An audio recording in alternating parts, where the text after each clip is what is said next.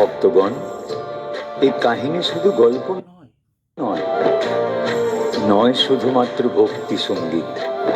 এই কাহিনী বিশ্বাস ও ভক্তির কাহিনী এবং সত্য ঘটনা। একটি মেয়ে তার ছেলেবেলা থেকেই মা বাবার সাথে নিয়মিত তারাপীঠ যেত। সময় আপন গতিতে চলছিল। একদিন সেই বালিকা বড় হলো বিবাহ যোগ্যা। এক শুভ লগ্নে তার বিয়ে হয়ে গেল। তবু তার তারাপীঠ যাওয়া বন্ধ হল না। কয়েক বছরেই ঈশ্বরের কৃপায় হলো তার সন্তান লাভ। তবু তার তারাপীঠ যাওয়া বন্ধ হলো না। বয়ে গেল আরো কিছু সময়। তার সেই সন্তানেরও হলো বিয়ে। তবু তার তারাপীঠ যাওয়া বন্ধ হলো না। কালক্রমে এলো নাতি নাতনি, সংসার ভরে উঠল। তবু তার তারাপীঠ যাওয়া বন্ধ হলো না। বৃদ্ধকাল এমন এক কঠিন সত্য যা প্রতিটি মানুষকে মেনে নিতে হয়। একদিন সেই রমণীও অনুভব করল তার শরীর ভেঙে পড়েছে, আর আগের মতো তাকে বহন করতে পারছে না। তাই শেষবারের মতো সে তারাপীঠ গেল। সেখান থেকে তারামায়ের একটি পেতলের মূর্তি বাড়িতে নিয়ে এলো, আর পরম ভক্তি ও শ্রদ্ধায় সেই তারামায়ের মূর্তিকে পুজো করতে লাগলো। তারপর মহিলার জীবনে এক এমন ঘটনা ঘটল যা এই নাম গানে শোনাচ্ছি, একটু মন দিয়ে শুনবেন গো। ভক্তেরই বশে থাকেন ভগবান, ভক্তেরই বশে থাকেন ভগবান, ভক্তেরই বশে থাকেন ভগবান, ভক্তেরই বশে থাকেন ভগবান।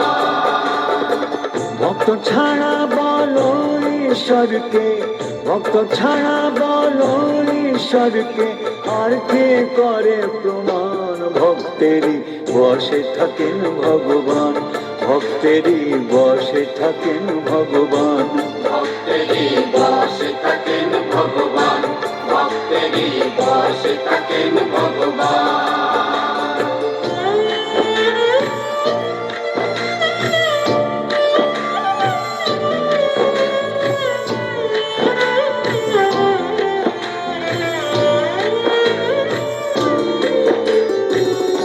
ঘর যে তার হলো তারাপীঠ, ঘরে সেই মন্দির গড়ে, ভক্তিমতী সেই নারী মায়েরই পূজা করে।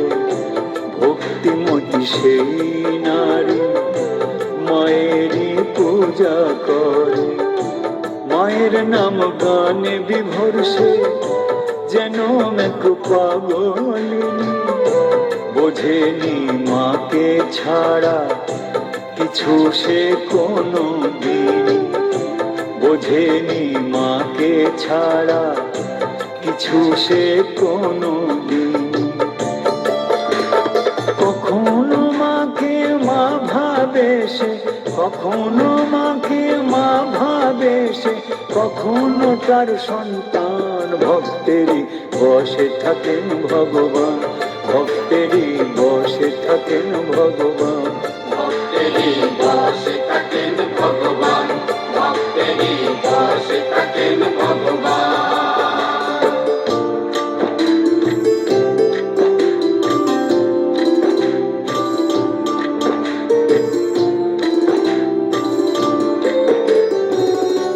সংসারের কোনো কাজে আর মনটা তার বসে না যে। মায়ের সেই মূর্তিটি সাজায় পদ্ম জবা নীলকণ্ঠেতে, মায়েরই মূর্তিটি সাজায় পদ্ম জবা নীলকণ্ঠেতে। কত ভাবে দেখে সে মাকে, আপন মনে কথা যে বলে। মায়েরই ভাবনা নিয়ে তার সারাটি দিন যে চলে, মায়েরই ভাবনা নিয়ে তার সারাটি দিন যে চলে। নিজের কথা সব ভুলে সে, নিজের কথা সব ভুলে সে করে যে মায়ের ধ্যান। ভক্তেরই বসে থাকেন ভগবান, ভক্তেরই বসে থাকেন ভগবান। ভক্তেরই বসে থাকেন ভগবান, ভক্তেরই বসে থাকেন ভগবান। এইভাবেই সেই পুণ্যবতী নারীর জীবন মাতৃ আরাধনায় চলছিল।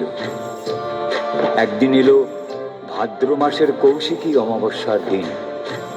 তন্ত্র সাধনা ও তারা পূজার এক বিশেষ তিথি। সে প্রতি বছরেই এই তিথিতে তারাপীঠ যেত। সে একদিন ঘুম থেকে উঠতেই বুঝলো নিত্য পূজা করার মতো শক্তি আর তার দেহে নেই। Introducing the magic